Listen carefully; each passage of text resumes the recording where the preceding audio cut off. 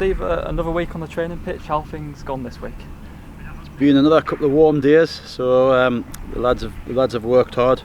Certainly got a good sweat on last couple of days, but yeah, we've got some good work in again. We've worked on a few things from last week as we needed to. Little bit of better retention of the ball, a little bit better decision making. But as I said at the end of last game, you know, we're still hopefully got a lot of improvement in us, and we'll be looking to carry that on Saturday.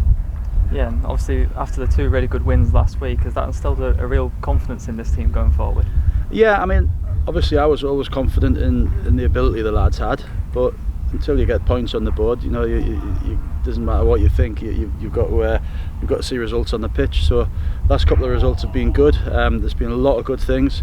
We've created a lot of chances.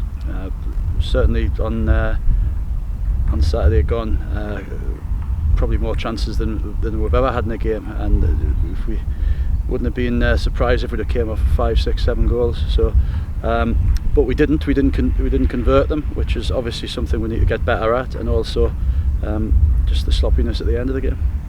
Yeah, and obviously all strikers scoring goals at the moment. That must be really pleasing as a manager. It is, yeah. I mean, you want to see goals everywhere, but you do want to see your strikers on the score sheet. We've had 6 goals from the 3 strikers in the past couple of games. Also got Jason Gilchrist coming back to fitness now. We had a in-house game on Monday. He scored 4 goals in that, one of them from the halfway line. So he'll be chomping at the bit to get involved, although we have had a little bit of a setback with him, not football injury wise, but potentially a COVID issue.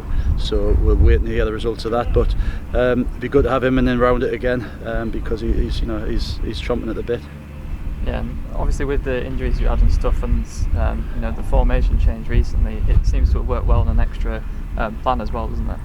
Yeah, as I said, I think we decided after the second half at Kidderminster, we decided to go with an extra forward and try and keep the players up the pitch a bit. And even the goals that went in against us, against Farsley, wasn't because we were deep. It was a couple of mistakes in the left back area. And a corner, which, to be honest with you, ultimately this season we've defended them well. So you know, that's been pleasing. That's been pleasing that we've played a lot higher, played in the opposition's half a lot more. Yeah, and obviously it might be a bit early to tell, only 5-6 games in, but it seems at the top Fylde, Brackley, Kidderminster. Are you looking at them as your sort of main competitors this year? I think there's. I said at the start of the season, there's a lot of teams. There's a lot of teams will fancy themselves this season. If you look at Spenny and Brackley in particular, they're always in and around the top sort of 8, 6. And as I said at the start of the season, I do think that any team that finishes above Fylde will have a really good chance of taking this league. And I've seen nothing really that so far that makes me think otherwise.